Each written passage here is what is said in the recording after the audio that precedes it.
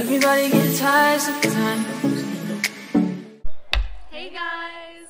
We really hope that you're enjoying the content so far. We're so lucky and so grateful to be at IPCI 2018. Stay tuned for the rest of IPCI Day 2. And we have a really exciting interview coming up, so stay tuned. What else can we do when we're feeling low? So take a deep breath and let it go. You shouldn't be drowning on your own.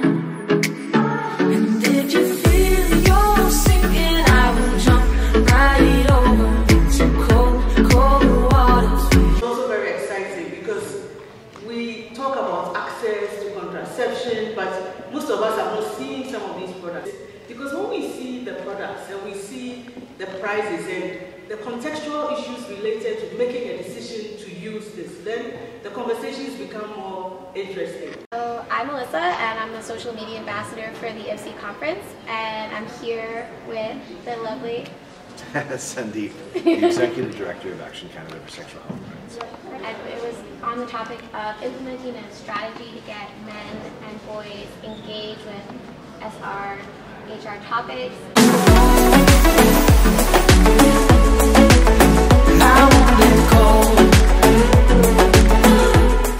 Hi, my name is Avery Johnstone. I'm a fourth-year health student at Queen's University and one of the youth ambassadors for IPCI 2018. And I am joined by Senator Kathleen Noon of Ireland. Hi. Politics is obviously a very challenging career, but it's very rewarding, and I would encourage any younger women who have an inclination to get involved to really explore that option and to get involved maybe in the evenings of parties, or to really explore the options that are available. It's, as I said, it can be very challenging. There's a reason a lot of the time why women don't go into politics. It can be very adversarial, but it also can be hugely rewarding. I'll be your lifeline tonight. I won't let go. 'Cause we all get lost sometimes, you know. Everybody gets lost sometimes. It's how we learn and how we grow. It's how we learn and how we grow. I wanna lay with you till I'm old. And I wanna lay with you till I'm old.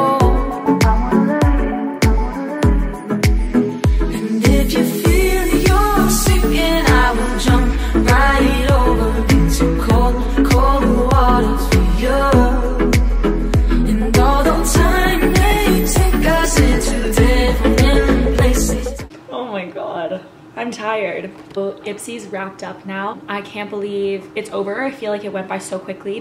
Just to give you like a recap, I guess. So because I got home so late last night after the evening event from the gala, I wasn't able to film like a recap that night, which is fine. Doesn't really matter.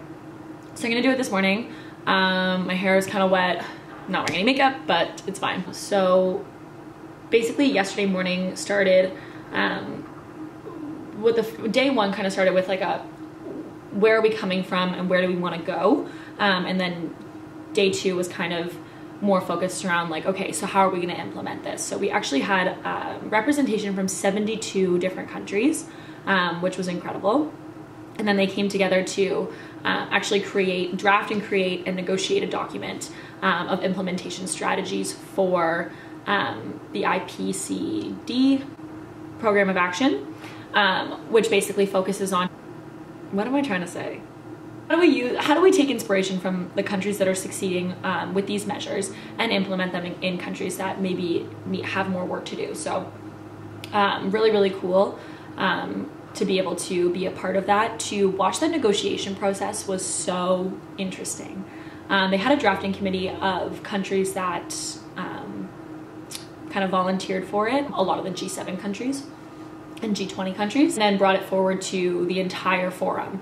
And then people literally sat there and argued about it. There was like hundreds of people sitting there and arguing, and it was so interesting. So basically, and I think one of the most interesting parts that I found was the inclusivity as it relates to religion. I actually had the opportunity to sit down with the Honorable Hedy Fry last night and actually discuss what happened, because I thought it was so interesting that we had a number of parliamentarians kind of discussing the language, the specificities around it. Some were less inclined to be inclusive with their recommendations or strategies, specifically towards the LGBTQ plus community.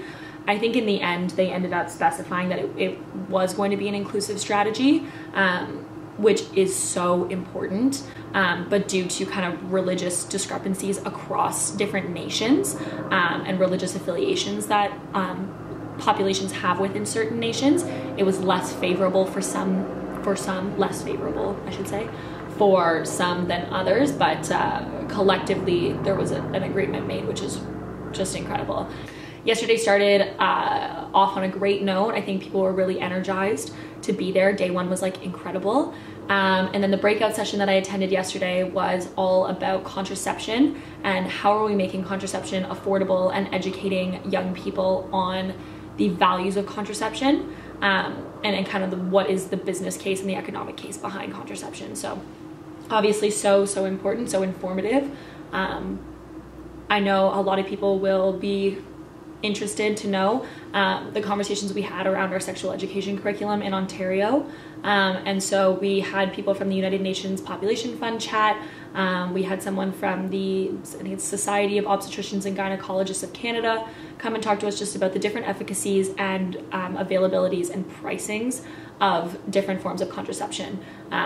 Which ones are going to be most effective, which ones are going to be most cost effective, which ones are discreet. A lot of women in the world are not able to access contraception because they just don't have the means to do so. So how are we subsidizing that from a government perspective was a big question. And how are we doing it in a way that should someone want to be engaging in contraception methods discreetly, that they have the opportunity to do so. So very, very interesting conversation. What I found really great about that is we had a lot of men in that room, which was incredible. I think male presence in conferences like this and in conversations like this is so important. We need buy-in from every gender, and inclusive buy-in from every gender, or non-binary, or any identity, not necessarily just gender, but any identity needs to have some buy-in in this, because at the end of the day, we're all people and we all deserve the same respect and dignity. What else happened? It feels like a whirlwind that it's already done. But the afternoon was great.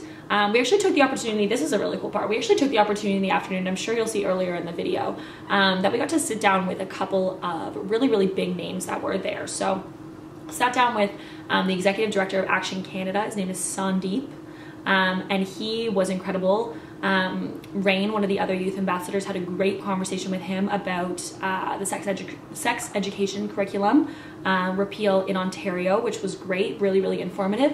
And and it was a question that was submitted to me actually through my QFlip community. So if you're watching this, hey QFlip, just asking how we supplement the lack of education that we're now receiving from a resource perspective, so that people are still gaining a comprehensive sex education. So really, really interesting to hear his thoughts on it. If you want to read or listen to that whole interview, it's on the IPCI conference Twitter, and Rain did a great job. So that was really cool. I got to sit down with Senator Catherine Noon, who is just, I'm such a fan. She is an incredible, incredible woman. And whether you agree with her politics or not, she is just brave and bold and so kind. I have so much respect for her. She is a senator in Ireland, which has a special place in my heart. So already I was like, my girl.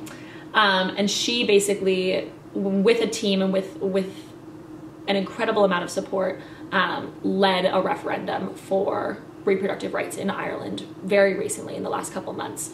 And she's received a lot of backlash for that, which is reasonable. It's politics, but a lot of really, really horrific hate on social media, specifically on her Twitter and Instagram. And so that is just so tough. I have so much respect for her. I got the opportunity to sit down with her and chat about, and I'm sure you'll see it in the video, chat about what life is like as a woman in politics, specifically when you have a seemingly unpopular opinion, or when you're advocating things that might be unpopular, especially the issues that she's dealing with, and in the religious context that she was dealing with it, or is dealing with it. And then kind of any advice that she would have for young women who are interested in pursuing a career in politics. So she had some great insights. It was such a pleasure to sit down with her. I also had the opportunity to sit down with Sharon Yang, who works in politics and government at Facebook.